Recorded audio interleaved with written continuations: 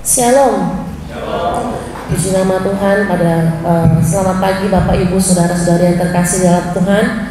Kita bersyukur buat pagi hari ini kita boleh kembali untuk kita sama-sama memuji memuliakan nama Tuhan, mengagungkan Dia, Raja di atas segala raja. Seminggu lamanya penyataan Tuhan sungguh sempurna bagi setiap kita. Oleh karena itu mari kita menghampiri tatanya yang Maha Kudus. Kita mau memasuki hadirat Tuhan. Kita mau mengalami Tuhan pagi hari ini. Haleluya. Terima kasih Tuhan buat pagi hari ini Tuhan. Kami masih merasakan kebaikan-Mu Tuhan dalam kehidupan kami. Ini hati kami, ini hidup kami Tuhan. Kami mau jauh masuk dalam hadirat-Mu Tuhan, menghampiri tahta-Mu yang kudus Tuhan. Haleluya Yesus, haleluya. Kami mau berserah penuh hanya kepada Engkau Tuhan, karena Engkau Tuhan dan Raja kami. Haleluya Yesus, haleluya.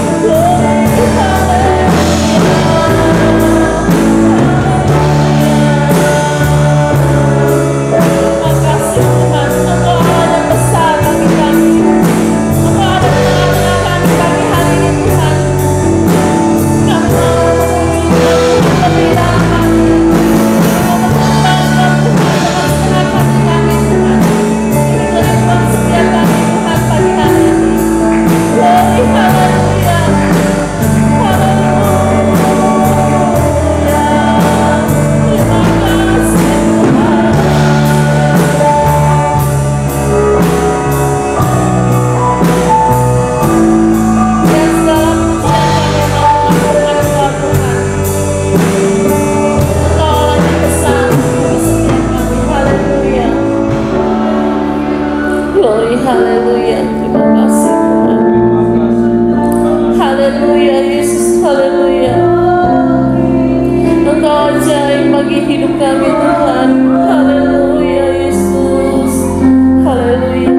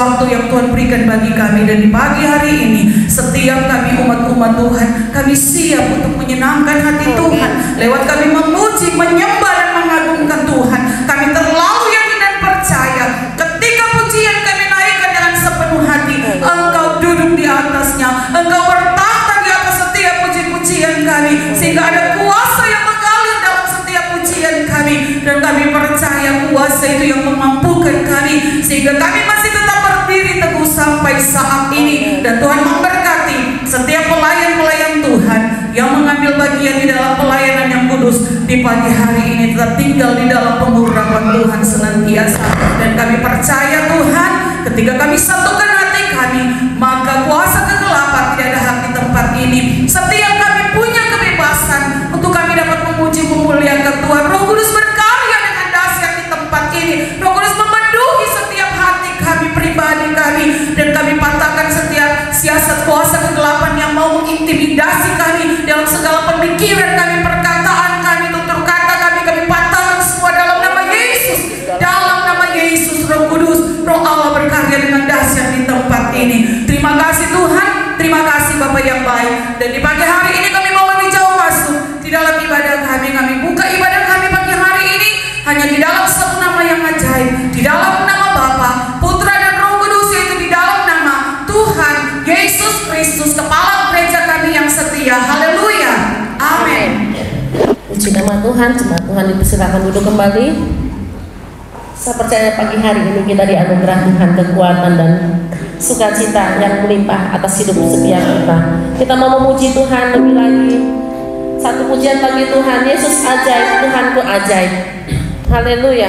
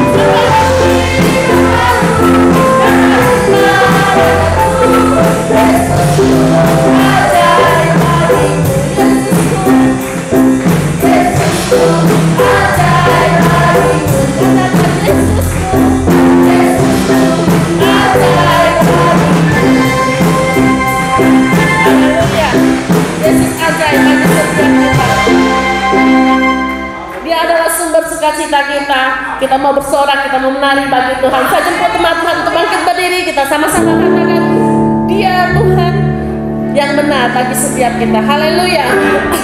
Haleluya.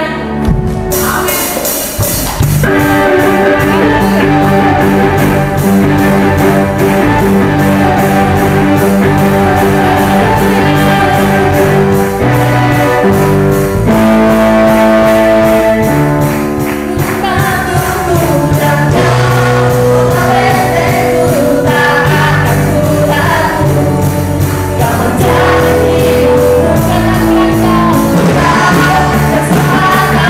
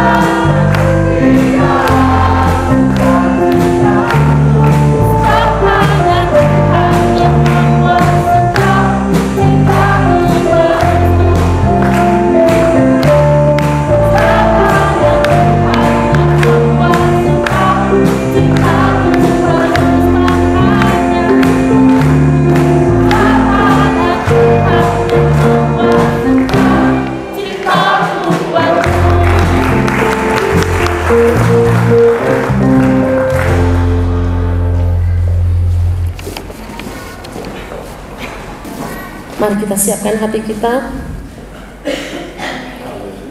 Apapun yang menjadi pergumulan kita pada pagi hari ini, mari kita tanggalkan semua itu, karena kita percaya kita punya Tuhan yang tidak pernah mengecewakan kita.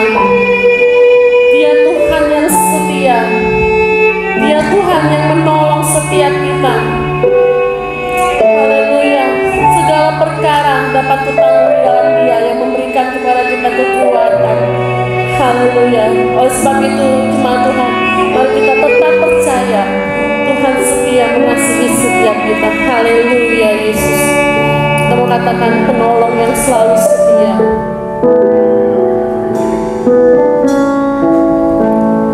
Penolong yang selalu setia, memenuhi keperluanku. Pernah Dia mengecewakan, tak pernah Dia mengecewakan. Yesusku tak pernah gagal. Penolong yang selalu setia. Saya sebut cuma Tuhan bangkit berdiri.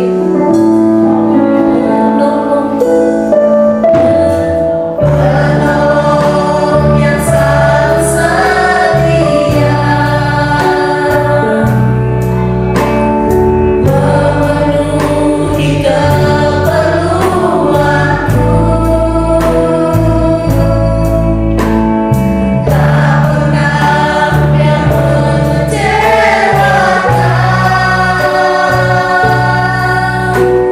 Yesusku tak pernah gagal. Segala perkara dapat kutanggung di dalam Dia yang memberi kekuatan. Tuhan Yesus pertolongan selamat. Tetap percaya Tuhan setia. Penolong yang selalu setia kepada hamba-Nya. Silakan. Penolong yang selalu setia, memenuhi keperluanku. Puji Tuhan, tak pernah. Bapa kami di sorga, pakai kami hamba-Mu menjadi saluran berkat bagi setiap anak-anak sekolah minggu yang ada, dan kiranya berkat pemeliharaan bahkan hari depan yang penuh bahagia menjadi bagian dalam hidup mereka. Dalam nama Yesus kami berdoa. Haleluya. Amin.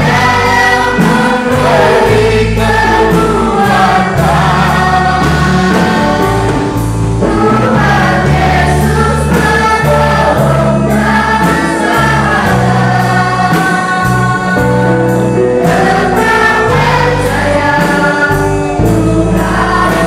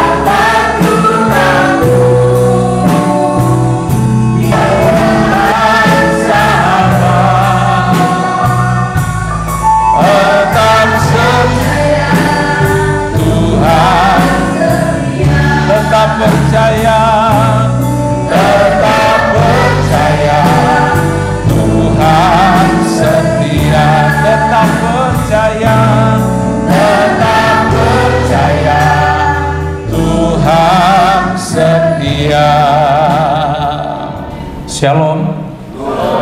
Selamat pagi Bapak Ibu yang diberkati Tuhan.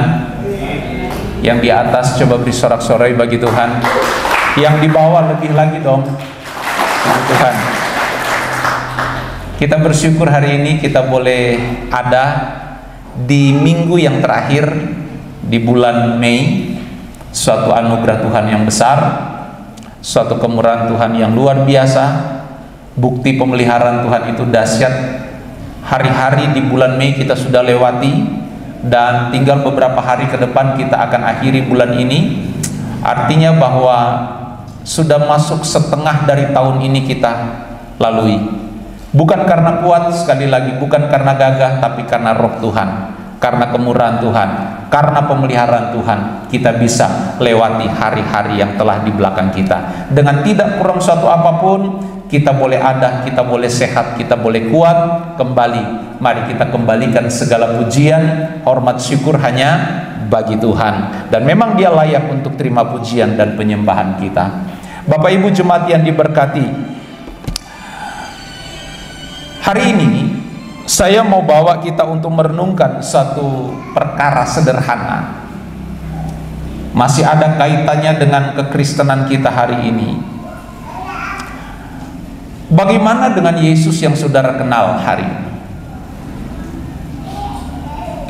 Bagaimana dengan Yesus yang saudara miliki hari ini?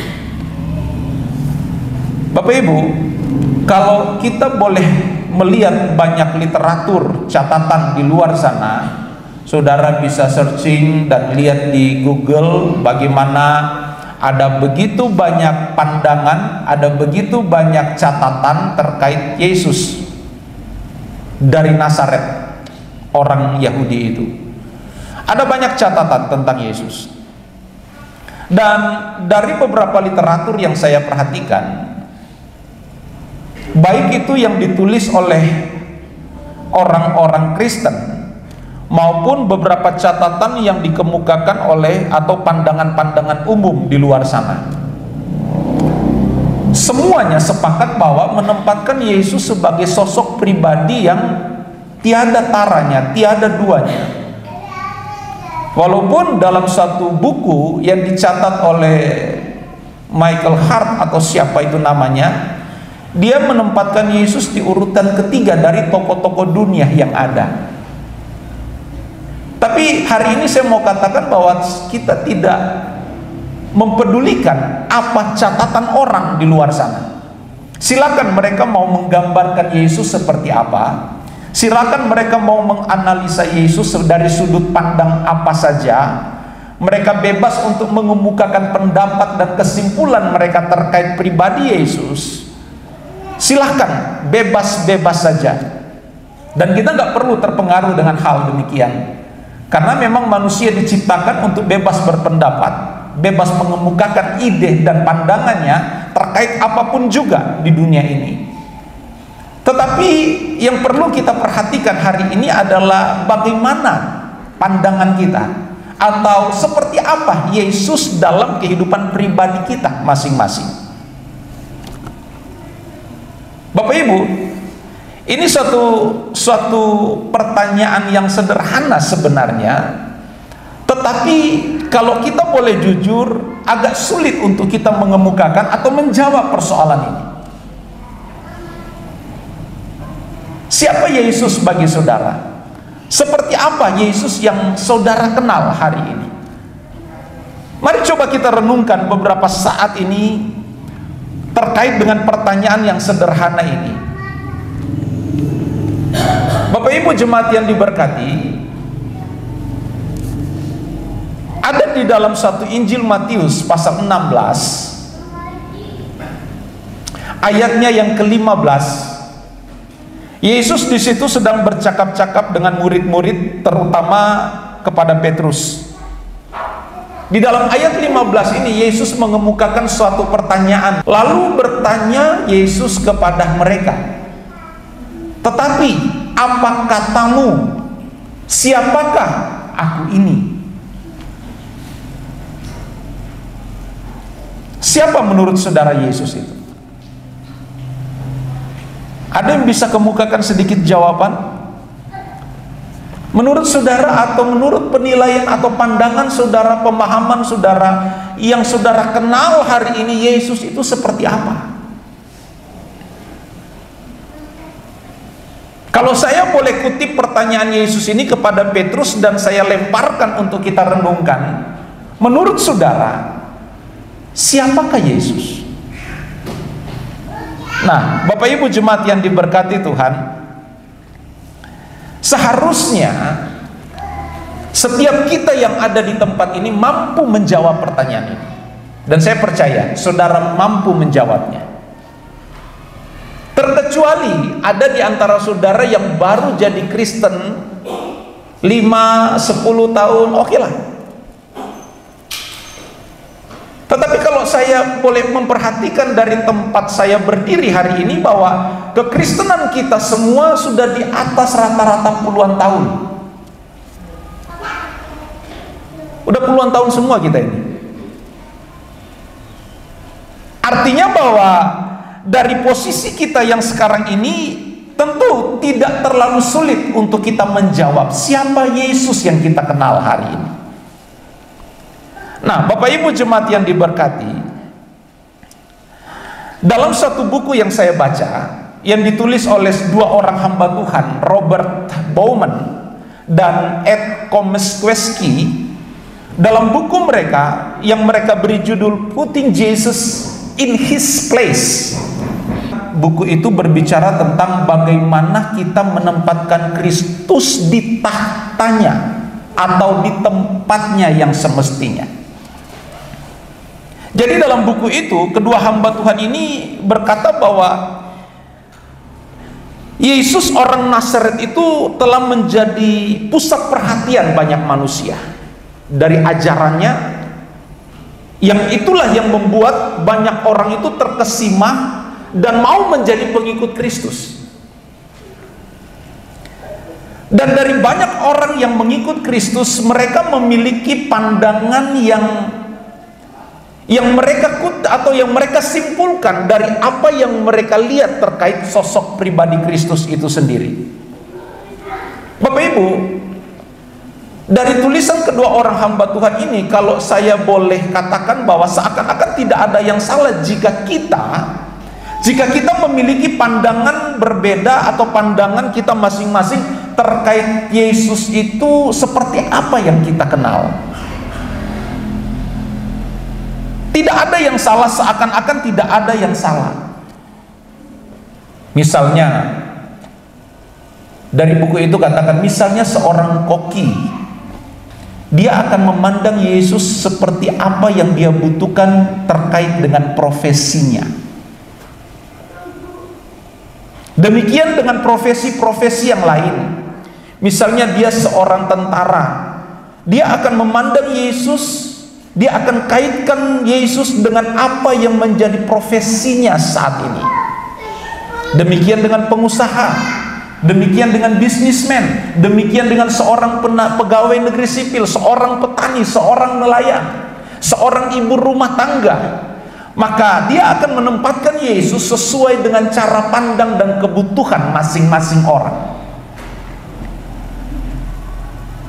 Pada umumnya pandangan seperti ini seakan-akan tidak ada yang keliru dan tidak ada yang salah.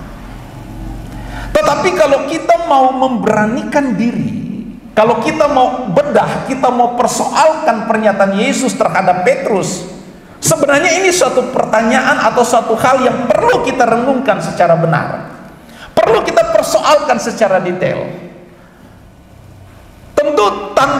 Tentu Yesus menyampaikan pertanyaan ini kepada Petrus bukan tanpa alasan, bukan tanpa dasar, bukan tanpa tujuan. Sudah cukup lama Petrus dan teman-teman ikut Yesus saat itu. Ada lebih dari 2 tahunan ketika Yesus mulai memanggil mereka untuk mengikutnya. Nah, tentu dalam pengiringan mereka bersama-sama Yesus kurang lebih 1-2 tahun, karena ini belum masa penyaliban kan. Karena Yesus melayani hanya 3,5 tahun.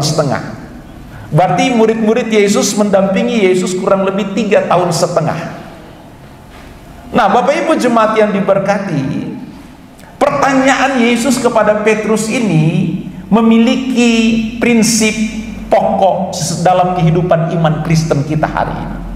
Silakan saudara boleh memiliki pandangan terkait Kristus atau Yesus, disesuaikan, dicocokkan dengan kebutuhan dan dari pribadi kita lepas pribadi. Nothing, tidak ada yang salah di situ. Seakan-akan tidak ada yang keliru di situ. Tetapi sekali lagi, mari kita boleh persoalkan hal ini lebih dalam. Dan kalau saudara, saya boleh katakan begini, jika saudara mau menjawab dengan jujur, siapa Yesus yang kau kenal hari ini? Gak perlu dijawab di sini, jawab dalam hati saudara sendiri. Seperti apa Yesus yang kita kenal hari ini? Bapak Ibu, jemaat yang diberkati Tuhan, dalam kekristenan kita, dalam pemahaman kita terkait pribadi Kristus, harus progresif, harus terus bertambah. Jangan pemahaman kita hari ini masih sama pemahaman kita tentang Yesus atau siapa Yesus pada saat kita masih sekolah minggu. Nah, sangat disayangkan kalau orang Kristen masih seperti itu dalam kekristenan atau pengiringannya terhadap Yesus. Itu sebabnya Paulus menegur jemaat Tuhan yang ada di dalam kitab Ibrani. Orang Kristen di dalam kitab Ibrani, Paulus katakan dalam ayatnya, pasalnya yang kelima, ayatnya yang ke-12, Paulus tegas katakan begini, sebab sekalipun kamu ditinjau dari sudut waktu, sudah seharusnya menjadi pengajar. Paulus kecewa melihat pertumbuhan iman orang Kristen, sehingga dalam tulisannya dalam kitab Ibrani pasal 5 ayat 12, Paulus menegaskan, memperingatkan mereka secara tegas bahwa seharusnya jika ditinjau dari sudut waktu, seharusnya orang-orang Kristen di Ibrani itu sudah menjadi pengajar, sudah menjadi tingkat guru, sudah masuk level pengajar. Tapi pada kenyataannya Paulus katakan, tetapi kamu masih perlu lagi diarahkan asas-asas pokok dari pernyataan Allah, dan kamu masih memerlukan susu, bukan makanan keras. Jadi disayangkan kalau kekristenan kita masih seperti yang digambarkan oleh Rasul Paulus kepada jemaat-jemaat Kristen yang ada di kitab Ibrani. Puluhan tahun kita jadi orang Kristen, seperti apa Kristus dalam hidup kita hari ini?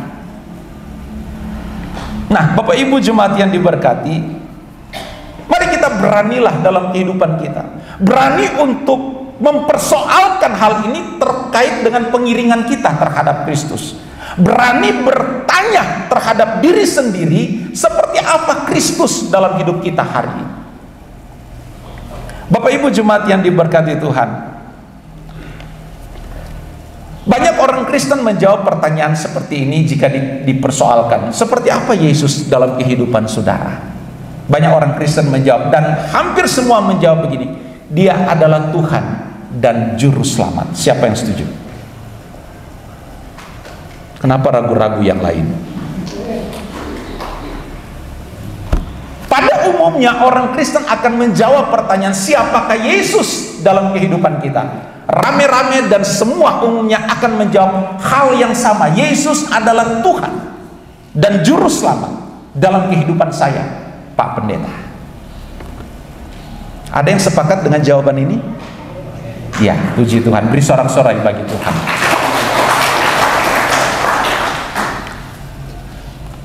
Tapi persoalannya begini, setelah saudara kemukakan jawaban Yesus adalah Tuhan dan Juru Selamat, apakah berhenti sampai di situ masalahnya? Apakah persoalannya berhenti sampai di situ? Yesus adalah Tuhan dan Juru Selamat, aku percaya di dalam Kristus ada keselamatan. Sampai di situ? Bapak Ibu jemaat yang diberkati Tuhan, mari saya mau katakan hari ini, sesuai dengan tema kita hari ini, Yesus yang kita kenal hari ini itu seperti apa? Tanpa disadari, banyak orang Kristen sebenarnya belum mengenal Yesus secara benar dan baik. Mereka hanya sebatas tahu siapa Yesus. Tapi untuk mengenal, kita perlu persoalkan lagi. Karena kalau kita mau persoalkan kata tahu dan kata kenal, ini memiliki perbedaan yang sangat mendasar. Seakan-akan walaupun dua kata ini, tahu dan kenal, seakan-akan tidak ada perbedaan. Tapi kalau kita mau mempersoalkan sedikit lebih berani memperhatikan frasa ini, maka ada begitu besar perbedaan yang sangat mencolok dari dua kata ini, kenal dan tahu. Siapa yang tahu tentang Yesus? Siapa yang kenal Yesus? Baik tahu pun maupun kenal, nggak ada yang sama-sama, nggak ada yang tahu dan kenal di sini.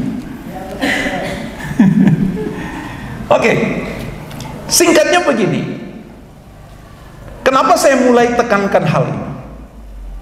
Karena banyak orang Kristen terjebak di sini tanpa mereka sadar. Dan sekarang saya mau sadarkan kita. Untuk apa kita jadi Kristen bertahun-tahun tapi kita nggak memahami hal ini? Karena sekali lagi, tipu daya dan siasat kuasa kegelapan itu sangat kalau kita nggak memiliki pengetahuan firman yang benar, kita sulit memahami, kita sulit mengetahui jebakan-jebakan yang ditempatkan oleh kuasa kegelapan untuk kita tidak bertumbuh dalam kebenaran firman Tuhan. Nah, banyak orang Kristen terjebak dalam hal ini. Kalau ditanya, siapa yang tahu Yesus sebagai Tuhan dan Juru Selamat? Angkat tangan. Siapa yang kenal Yesus sebagai Kristus dan Juru Selamat? Semua angkat tangan. Tapi ketika ditanya apa maksudnya, mulai bingung untuk mencari jawaban.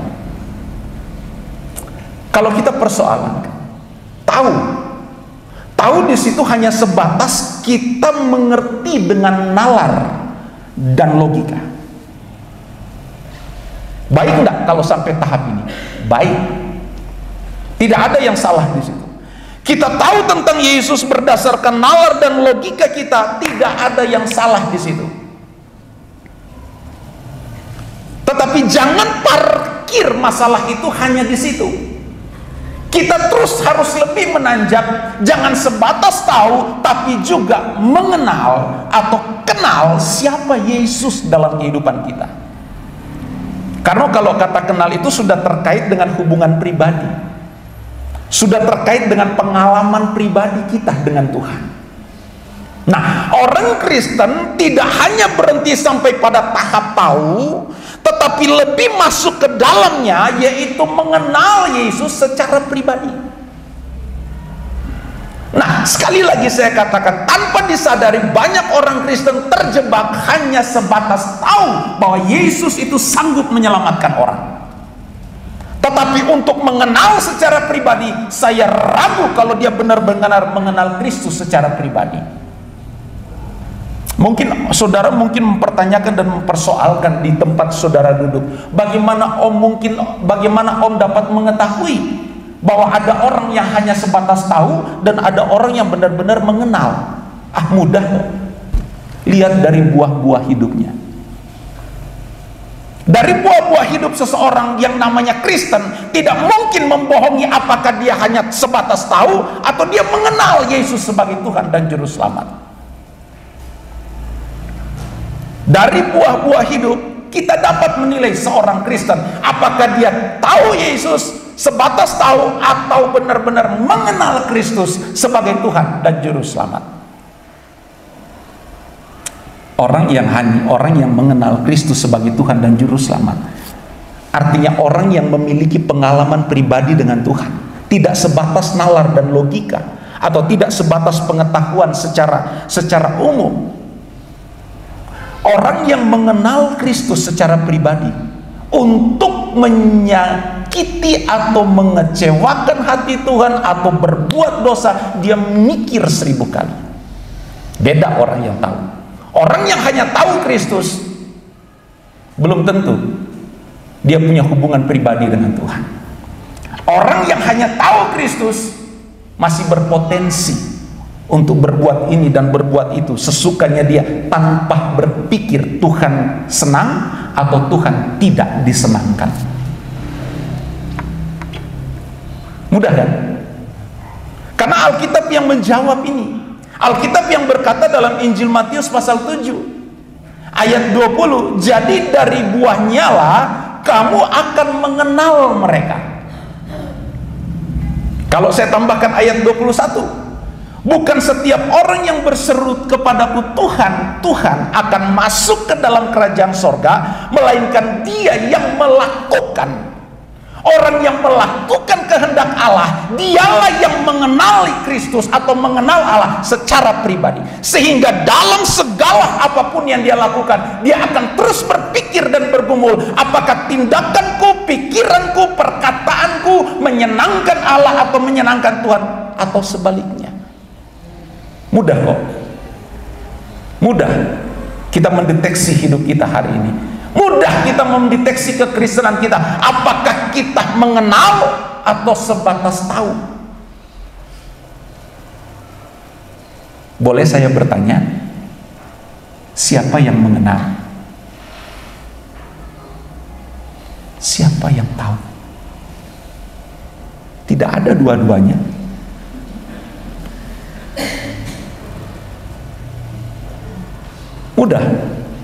Mudah untuk kita mendeteksi hidup kita. Roma 8 ayat 7 katakan begini, sebab keinginan daging adalah perseteruan dengan atau terhadap Allah. Jelas, dari buahnya lah kita dapat mengerti, kita dapat mendeteksi, kita tahu atau kita benar-benar mengenal. Siapa yang mengenal? Cuma 2 orang di atas, di bawah sama sekali tidak ada. Yang di bawah kalah dengan yang di atas. Yang di atas beri sorak-sorai dulu bagi Tuhan. Kenapa yang di bawah ikut-ikutan? Luar biasa. Pak Fandi, mantap. Bapak Ibu jemaat yang diberkati, saya entah kenapa saya ini hari ini sangat bersemangat untuk menyampaikan hal ini bagi kita. Ada 2-3 minggu terakhir ini saya merenungkan hal ini. Jujur sebelum saya menyampaikan hal ini bagi saudara, saya sudah bertobat duluan. Saya sudah bertobat duluan. Dalam arti begini, ternyata saya sadar, saya juga dulu hanya sebatas tahu tentang Yesus. Tapi sekarang saya mau katakan, Tuhan, aku tidak hanya sebatas tahu, tapi aku mau lebih dalam. Aku mau mengenal Engkau secara pribadi dalam hidupku. Nah sekarang kita persoalkan. Pada umumnya orang Kristen ketika ditanya siapa Yesus dalam kehidupan kita, akan rata-rata menjawab bahwa dia adalah Tuhan dan Juru Selamat. Saya katakan tadi, apakah hanya stop sampai di situ? No. Mari kita persoalkan kata Tuhan. Jika kita menyebut dia Tuhan, ada konsekuensi dalam kehidupan kita sebagai orang Kristen dalam atau terkait dengan pengakuan kita bahwa Yesus itu adalah Tuhan. Ada konsekuensi besar di dalamnya. Jangan kita hanya mudah menjawab siapa Yesus, dia Tuhan Om. Mengertikah saudara bahwa ketika saudara katakan dia adalah Tuhan, maka konsekuensinya pun kita harus sadari hari ini. Tidak hanya sebatas kita mudah menjawab hal itu, tapi kita nggak mengerti. Bapak Ibu, perlu kita persoalkan hari ini dalam kehidupan kita, bahwa tidak semua yang berkata Tuhan, Tuhan, Tuhan akan apa? Saudara lanjutkan. Akan apa? Akan masuk dalam kerajaan Tuhan. Tidak semua orang yang menyebut Tuhan, Tuhan. Berarti begini Bapak Ibu, saya simpulkan bahwa ada banyak orang dengan mudah berkata dia Tuhan, tapi tidak mengerti makna, tidak mengerti lebih dalam apa konsekuensi, apa itu Tuhan sebenarnya. Bapak Ibu, kalau saudara temukan kata Tuhan dalam perjanjian baru, Itu dalam terjemahan bahasa Inggris itu diterjemahkan dengan kata Lord, Tuhan. Jadi Tuhan itu sama dengan Tuhan, Lord, bukan God. Kalau saudara temukan kata God, bahwa itu diterjemahkan dalam bahasa Indonesia Allah huruf besar semua, atau Yahweh atau YHWH. Jadi kita harus ngerti di sini. Kata Tuhan dalam terjemahan baru bahasa Inggris itu pakai kata Lord, artinya Yesus adalah Tuhan kita atau Tuhan kita. Nah, kalau kita menyebut dia Tuhan atau Tuhan kita, maka kita sedang memposisikan diri kita sebagai apa? Hamba. Jadi ini dulu konsep ini yang perlu kita pahami. Kalau kita katakan Yesus itu Tuhan, berarti kita memposisikan diri kita sebagai hamba. Saya mau tanya, siapa hamba Tuhan di sini? Cuma 2 ibu, di belakang 3, 4, yang lain hamba siapa? Saya mau bawa kita memiliki satu pemahaman yang sama ya. Setiap orang yang mengaku Yesus sebagai Tuhan, dia adalah hambanya Tuhan. Siapa hamba Tuhan? Semua kita. Yang setuju semua kita di sini hamba Tuhan, beri sorak-sorai. Jadi tolong diluruskan pemahaman hamba Tuhan tidak hanya sebatas mereka yang telah ditabiskan dalam sinode dan menjadi dan memiliki gelar pendeta pembantu, pendeta muda, pendeta, memiliki gelar sarjana teologi, pernah sekolah Alkitab dan lain sebagainya. Jika itu konsep hamba Tuhan, terbatas pemahaman kita, sangat miskin pemahaman kita. Maka dari itu banyak orang berpikir, banyak orang Kristen berpikir bahwa karena dia bukan hamba Tuhan, maka seenak-enaknya dia buat apa saja tanpa mau mempedulikan hati Tuhan. Karena kita nggak mengerti yang benar apa itu hamba Tuhan. Sekarang saya tanya, siapa hamba Tuhan di sini? Beri sorak-sorai lagi deh baik. Saudara tahu enggak konsekuensi tepuk tangan saudara hari ini? Berat loh. Atau ada yang mau revisi, kalau begitu saya tidak mau jadi om. Terlanjur saudara udah tepuk tangan, nggak bisa ditarik lagi itu. Oke. Kata Tuhan memiliki makna Tuhan. Kita yang mengaku Yesus sebagai Tuhan, artinya kita menempatkan Yesus sebagai Tuhan besar kita dan kita hambanya. Dan kalau kita memahami hal ini, bahwa ketika kita menempatkan diri kita sebagai hamba dan Yesus sebagai Tuhan atau Tuhan kita, maka saya mau persoalkan begini. Ternyata masih begitu banyak orang Kristen tidak tahu diri di hadapan Tuhan. Siapa yang lebih besar derajatnya? Tuhan atau hamba? Tuhan kan? Pernah nggak saudara dengar orang Kristen di luar sana? Beda kalau kita di sini saya udah tahu semua, Ciami semua kok, tenang aja. Pernah nggak saudara dengar orang Kristen di luar sana berdoa begini, Tuhan Yesus, malam hari ini tolong jaga kami. Kami mau tidur, biar Tuhan jaga kami sampai besok pagi kami bangun dalam keadaan yang baik-baik saja. Amin. Derajat mana lebih tinggi, Tuhan atau hamba? Ini hamba berdoa minta Tuannya jaga hambanya.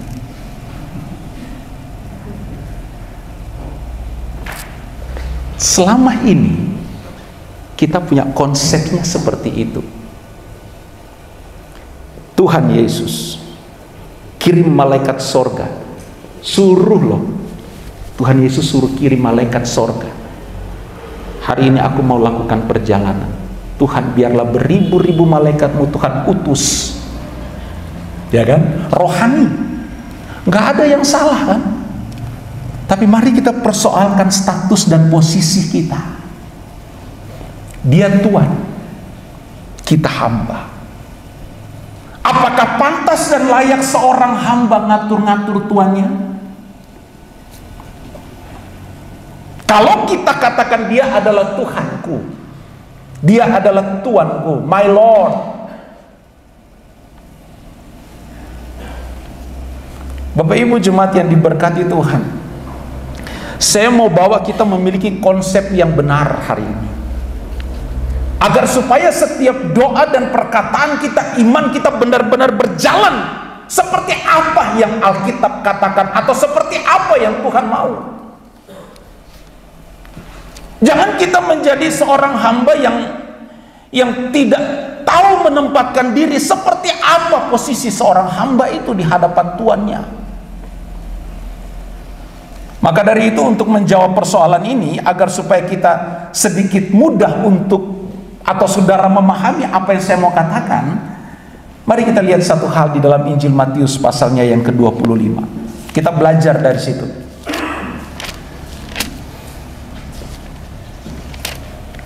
Injil Matius pasalnya yang ke-25, ayat 14 sampai dengan ayatnya yang ke-30. Ada cerita apa di situ? Hei, ada yang bawa Alkitab enggak? Apa? Oh, talenta. Siapa yang belum pernah membaca atau belum tahu tentang perumpamaan ini? Supaya saya baca dari ayatnya yang ke-14 sampai 30. Saya belum pernah dengar cerita tentang ini. Semua sudah? Sudah ya? Berarti saya nggak perlu baca ayat-ayatnya ya. Tapi saya akan tetap baca supaya kita disegarkan lagi. Bapak Ibu, ayat 14. Sebab hal kerajaan sorga, perhatikan, Yesus mengajar murid-muridnya. Yesus memberikan satu perumpamaan. Tujuan perumpamaan agar supaya pendengar dengan mudah menangkap apa yang menjadi inti dari pengajaran. Nah, untuk supaya pengajaran tentang kerajaan Allah ini masuk kepada murid-murid dan orang-orang yang mendengar, di saat itu Yesus memberikan satu metode terkait dengan pengajaran itu supaya didekatkan atau mudah dimengerti. Yesus mengangkat pengajaran tentang kerajaan Allah, diumpamakan seperti, nah saya baca, sebab hal kerajaan sorga sama seperti seorang yang mau bepergian ke luar negeri, yang memanggil hamba-hambanya dan mempercayakan hartanya kepada mereka. Yang seorang diberikannya 5 talenta, yang seorang lagi 2, dan yang seorang lagi 1, maka masing-masing menurut kesanggupannya, lalu ia berangkat. Segera pergilah hamba yang menerima 5 talenta itu. Ia menjalankan uang itu lalu beroleh laba 5 talenta. Hamba yang menerima 2 talenta itu pun berbuat demikian juga dan berlaba 2 talenta. Tetapi hamba yang menerima 1 talenta itu pergi dan menggali lubang di dalam tanah, lalu menyembunyikan uang tuannya. Lama sesudah itu pulanglah tuan hamba-hamba itu, lalu mengadakan perhitungan dengan mereka. Hamba yang menerima 5 talenta itu datang dan membawa laba 5 talenta. Katanya, Tuan, 5 talenta Tuan percayakan kepadaku. Lihat, aku telah memperoleh laba 5 talenta.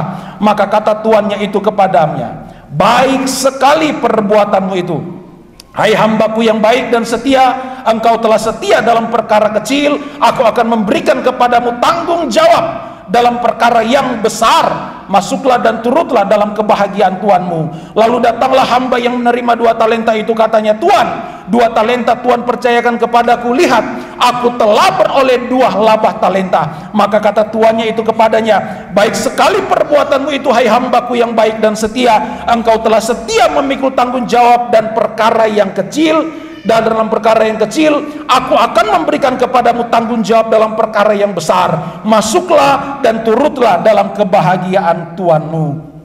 Kini datanglah juga hamba yang menerima 1 talenta itu dan berkata, Tuan, aku tahu bahwa Tuhan adalah manusia yang kejam, yang menuai di tempat di mana Tuhan tidak menabur, dan yang memungut dari tempat di mana Tuhan tidak menanam. Karena itu aku takut dan pergi menyembunyikan talenta Tuhan itu di dalam tanah. Ini terimalah kepunyaan Tuhan. Ayat 26. Maka jawab tuannya itu, hai hambaku, hai kamu hamba yang jahat dan malas. Jadi kamu sudah tahu bahwa aku menuai di tempat di mana aku tidak menabur, dan memungut dari tempat di mana aku tidak menanam. Karena itu sudahlah seharusnya uangku itu kuberikan kepada orang yang menjalankan uang, supaya sekembalinya aku menerimanya serta dengan bunganya. Sebab itu ambillah talenta itu dan daripadanya, dan berikanlah kepada orang yang mempunyai 10 talenta itu. Karena setiap orang yang mempunyai kepadanya akan diberi, ia berkelimpahan. Tetapi siapa yang tidak mempunyai, apapun juga yang ada padanya akan diambil daripadanya. Dan camkanlah hamba yang tidak berguna itu, dan campakkanlah hamba yang tidak berguna itu ke dalam kegelapan yang paling gelap. Di sanalah terdapat ratap dan kertak gigi. Bapak Ibu, kita belajar dari perumpamaan talenta ini. Sebelumnya saya mau katakan begini, menurut saudara talenta ini apa sih? Om Yunius, talenta itu apa, Om Yunius? Om Yunius cuma senyum-senyum saja. Jadi saya mau katakan begini, kita harus memahami konteks secara lurus, secara benar. Talenta itu adalah satuan mata uang yang berlaku saat itu. Perumpamaan tentang talenta sama ceritanya dengan perumpamaan soal uang mina yang ditulis di dalam Injil Lukas. Nah, ada yang bertanya, Om, kenapa beda Injil Matius dan Injil Lukas? Yang satu berkata bahwa itu talenta, yang satu uang mina. Mana yang benar, talenta atau uang mina? Menurut saudara, mana yang benar? Sama-sama benar. Tapi kenapa beda, Om? Kita lihat dari penulisnya dan kepada siapa tulisan itu ditujukan. Matius menulis surat ini untuk diteruskan kepada orang-orang Yahudi yang mau belajar atau yang telah menjadi Kristen. Lukas menulis suratnya ditujukan kepada orang-orang bukan Yahudi atau orang Yunani, orang Roma. Maka kalau bicara uang mina, orang Yahudi nggak ngerti. Makanya Lukas mengambil pendekatan perumpamaan ini, dia mengangkat tentang uang mina, semata satuan mata uang yang ada saat itu. Talenta lebih dikenal oleh orang-orang Yahudi, sehingga Matius menulis hal ini, perumpamaan ini dengan mengangkat talenta. Lebih mudah orang Yahudi memahami ketimbang menggunakan kata uang mina. Jadi sebenarnya sama aja. Nah, jemaat yang diberkati, talenta itu sebenarnya modal, uang, mata uang, satuan uang yang ada saat itu. Nah, dalam perumpamaan ini digambarkan ada seorang tuan yang akan bepergian jauh. Nah, sebelum dia bepergi jauh dan entah kapan dia kembali, dia mempercayakan kepada hamba-hambanya modal untuk dikembangkan, untuk diusahakan. Yang satu dapat 5, yang satu dapat 2, yang satu dapat 1. Yang 5 dan yang 2 ini berhasil mengembangkan talenta mereka. Sehingga ketika tuannya balik, mereka katakan, Tuhan, selama Tuhan pergi kami sudah mengerjakan atau membuat talenta yang 5 tadi. Sekarang saya dapat 5, jadi 10 talenta saya berikan kepada Tuhan. Demikian yang 3 dapat laporan, yang 2 datang laporan. Sama halnya, yang 3 dan yang 5 dan yang 2 mendapat pujian, kau hambaku yang baik. Berbanding terbalik dengan hamba yang punya 1 talenta. Dengan segala macam alasan dia kemukakan, Tuhan, aku tahu Tuhan ini orang yang tidak berperi kemanusiaan, mungkin seperti itu. Aku tahu bahwa Tuhan tidak menabur di tempat di mana Tuhan menabur, dan Tuhan menuai di tempat di mana yang tidak semestinya Tuhan tuai. Karena perkara itu aku sembunyikan talenta yang Tuhan percayakan, dan sekarang aku kembalikan 1 talenta ini kepada Tuanku. Maka tuannya yang tadi katakan, tuannya yang tadi pulang menyematkan kepada yang punya 1 talenta ini hamba yang jahat dan malas. Artinya apa? Bapak Ibu, sebagai hamba Perhatikan, kita belajar dari talenta ini. Sebagai hamba, dalam perumpamaan 5 talenta dan 2 talenta, itu berbicara bagaimana kita harus memaksimalkan hidup kita untuk dapat menyenangkan hati Tuhan kita. Nah, talenta itu kalau kita boleh tarik mengaplikasikan itu dalam kehidupan kita hari ini, di dalam talenta itu juga bisa memiliki makna. Talenta bisa merupakan suatu kemampuan dalam kehidupan kita, modal yang Tuhan berikan dalam kehidupan kita, pikiran kita, hikmat kita, akal budi kita, kesehatan kita, kekuatan kita, apapun dalam kehidupan kita, kita harus kembangkan itu untuk menyenangkan hati Tuhan. Kalau kita katakan kita adalah hamba Tuhan. Saudara ngerti gak sampai sini? Jadi seorang hamba dari Tuhan, selama tuannya itu pergi, dia harus memaksimalkan segala potensi yang ada dalam hidupnya. Apapun potensi itu. Kesehatan kita sehat, kita berikan hidup kita untuk menyenangkan hati Tuhan. Kita punya kemampuan, skill ini dan skill itu, kembangkan skill ini dan skill itu untuk menyenangkan hati Tuhan. Itulah pesan pokok, itulah pesan inti di dalam perumpamaan tentang talenta, di mana Tuhan dari hamba-hamba ini memberikan modal, memberikan 5, memberikan 2, memberikan 1. Yang 5 dan yang 2 berhasil melipat gandakan apa yang dipercayakan tuannya, sehingga ketika tuannya balik, mereka mendapat predikat hambaku yang baik dan hambaku yang setia. Bapak Ibu, sekarang Tuhan kita sedang bepergian jauh. Tuhan Yesus Kristus sedang ada di sorga. Entah kapan dia akan kembali, kita tidak tahu sama sekali. Tetapi sebelum Yesus pergi, sebelum Tuhan itu bepergian jauh terhadap hamba-hambanya, kita semua hari ini telah dititipkan talenta itu. Tuhan sudah berikan saya talenta. Apa talenta yang Tuhan titipkan dalam hidup saya? Kesehatan saya. Saya bisa melayani, saya bisa berkhotbah, saya bisa melakukan ini dan saya bisa melakukan ini. Itulah talenta modal yang Tuhan berikan dalam hidup saya sebagai seorang hamba Tuhan. Nah, kapasitas dan modal ini yang Tuhan percayakan harus saya kembangkan itu sepenuhnya untuk menyenangkan hati Tuhan saya. Ketika dia datang kali yang kedua, saya mampu mempertanggungjawabkan talenta itu. Tuhan, ini talenta yang Tuhan percayakan Tuhan. Aku sudah mengusahakannya dan aku sudah mengembangkan talenta ini, dan sekarang aku kembalikan kepada Tuhan. Inilah yang saya katakan. Terkadang kita nggak mengerti sampai di sini. Kita putar posisi, Tuhan kita yang jadi jongos dan kita yang jadi tuannya. Semestinya orang yang memahami konsep ini harus punya warna doanya seperti ini. Tuhan, apa yang sekiranya aku dapat perbuat untuk dapat menyenangkan hati Tuhan. Tidak lagi berdoa atau tidak lagi memohon, Tuhan hari ini aku akan melakukan segala sesuatu, Tuhan tolong, Tuhan jaga, Tuhan lindungi, Tuhan pelihara.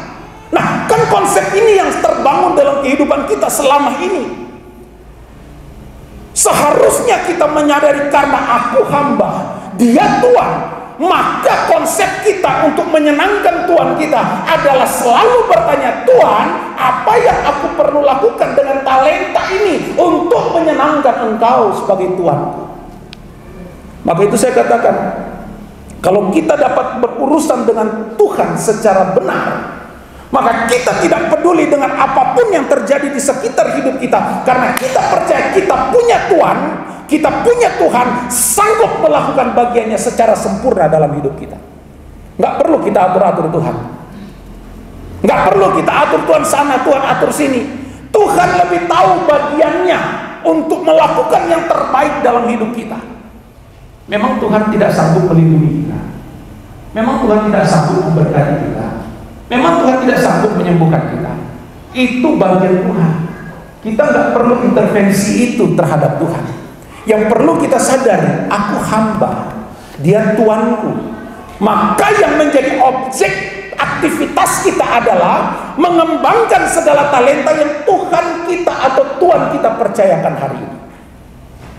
Nah, inilah konsep yang saya katakan, kalau kita udah berurusan dengan Tuhan secara benar, pantas dan layak, maka soal urusan-urusan yang lain terkait dengan pemenuhan kebutuhan pribadi kita, itu Tuhan lebih piawai, Tuhan lebih mampu, Tuhan lebih dapat melakukan bagiannya secara sempurna dalam setiap kehidupan kita. Sehingga dalam segala gerak langkah, gerak hidup, nafas, tarikan nafas kita, kalau kita ngerti konsep ini, kita akan sangat indah menjadi hambanya Tuhan kita. Sekarang saya persoalkan dalam hidup kita. Siapa Yesus dalam kehidupanmu hari ini? Kalau saudara katakan Dia adalah Tuhan, maka tempatkanlah posisi kita secara pantas di hadapannya. Ini yang Tuhan kehendaki. Ini yang Tuhan mau. Agar ketika Dia datang kali yang kedua, kita didapati sebagai hamba yang benar, hamba yang setia, karena telah mengembangkan talenta yang dipercayakan, dan kita dapat mengembalikan itu untuk menyenangkan hati Tuhan. Jadi sangat penting untuk memahami ini. Kenapa saya katakan sangat penting? Karena Alkitab katakan dalam Hosea pasal 4 ayat 6. Hosea pasal 4 ayat 6 katakan begini, umatku binasa karena tidak mengenal Allah. Tanpa sadar, karena kita tidak mengenal Allah secara benar dan pantas, kita sedang membawa hidup kita kepada kebinasaan. Saudara perhatikan kalimat ini, umatku binasa. Kadang kalau kita hanya lewat begitu aja, kadang-kadang sepertinya tidak ada pesan dalam kalimat ini. Ada pesan yang mendalam dalam kalimat ini. Alkitab katakan umatku, tertuju kepada orang Israel saat itu. Perhatikan, umat yang dipilih oleh Allah sendiri binasa. Kenapa mereka binasa? Karena tidak memiliki pengenalan akan Tuhan secara benar. Jadi apa yang saya mau katakan? Tidak ada jaminan ketika kita katakan aku jadi orang Kristen terus selamat. Karena tidak bisa kita berhenti sampai di situ. Yang perlu kita persoalkan adalah ketika aku jadi orang Kristen, apa langkah selanjutnya? Langkah selanjutnya adalah memenuhi hidup kita dengan pengetahuan akan Allah secara benar. Jika tidak, Alkitab katakan umatku binasa karena tidak mengenal Allah. Kalau saudara lanjutkan kalimat ini, karena engkaulah yang menolak pengenalan itu. Terkadang kita nggak sadar bahwa kita sendiri yang menolak untuk kita mau mengenal Allah secara dalam. Biar saja om pendeta yang belajar, saya tinggal dengar aja. Itu kan bagiannya hamba Tuhan, itu bagiannya om pendeta untuk belajar. Kami jemaat nggak perlu. Bapak Ibu, kebinasaan tanpa sadar menjadi bagian dalam hidup kita jika kita tidak memiliki pengenalan akan Allah secara benar. Jika kita tidak memiliki pengetahuan atau pengalaman pribadi dengan Allah secara benar dalam hidup kita. Karena engkaulah yang menolak pengenalan itu, maka aku menolak engkau menjadi imamku. Ini tegas Allah katakan kepada orang Israel atau kepada imam-imam baik Allah ketika itu. Nah, ini juga tertuju dalam kehidupan kami. Sangat fatal akibatnya jika kami hanya berpuas setelah selesai sekolah Alkitab, selesai S1 teologi, maka berhentilah kami di tempat itu. Tidak mau berusaha untuk menambahkan kapasitas pengetahuan tentang kebenaran yang benar. Nah ini selain membahayakan pribadi kami, juga merugikan jemaat secara rohani. Jadi seorang hamba Tuhan harus dari hari ke hari memperlengkapi hidupnya dengan pengetahuan akan Tuhan secara benar dan pantas, dan mempersiapkan segala sesuatu untuk disampaikan pada ibadah raya dengan benar dan bertanggung jawab di hadapan Tuhan. Pak, Bu, saya bisa menyampaikan khotbah tanpa membuat persiapan. Saya bisa. Dan itu pernah saya lakukan. Dulu pernah lakukan, sering saya lakukan. Tanpa mempersiapkan diri A-I-O-E-O, karena sudah terbiasa sejak sekolah. Tapi ternyata itu sangat fatal di hadapan Tuhan. Maka dari itu, setelah Tuhan celihkan saya mengerti tentang hal ini, sebelum hari Minggu berikut saya menyampaikan firman, hari ini setelah lepas khotbah saya mulai bergumul lagi untuk supaya apa yang bisa disampaikan pada minggu berikut. Bisa saja tanpa saya persiapan, bisa aja. Tetapi itu ibarat makanan yang sudah siap saji dan junk food disodorkan kepada jemaat. Bisa saja enak didengar, tapi tidak membuat perubahan rohani yang dasar menjadi bagian dalam hidup kita. Umatku binasa karena tidak mengenal Allah. Kenapa mereka binasa? Karena mereka sendiri yang menolak untuk mau mengenal Allah. Jadi Bapak Ibu, pertanyaan yang sederhana, siapa Yesus bagi saudara hari ini? Jawaban saudara akan sangat mempengaruhi posisi saudara di hadapan Tuhan. Petrus ketika menjawab, Yesus, engkau adalah Mesias, engkau adalah anak Allah yang benar, engkau adalah juru selamat. Yesus katakan apa? Petrus, hari ini kunci kerajaan Allah atau kunci gereja itu aku berikan kepadamu. Jawaban saudara mempengaruhi posisi saudara hari ini. Siapa Yesus dalam hidup kita hari ini? Saudara yang dapat menjawab itu sendiri. Tapi mari saya mau mengajak kita untuk selalu bertumbuh di dalam Tuhan. Jadilah hamba yang baik dan benar. Kembangkanlah talentamu. Jika engkau menyebut dia Tuhan, jika engkau menyebut dia Tuan besar, kita adalah hamba. Jadilah hamba yang baik. Jadilah hamba yang tahu menempatkan diri di hadapan tuannya, agar supaya ketika tuannya melihat bahwa hambanya itu setia, maka ada berkat, kemurahan, kemuliaan diberikan kepada hamba yang setia dan hamba yang baik.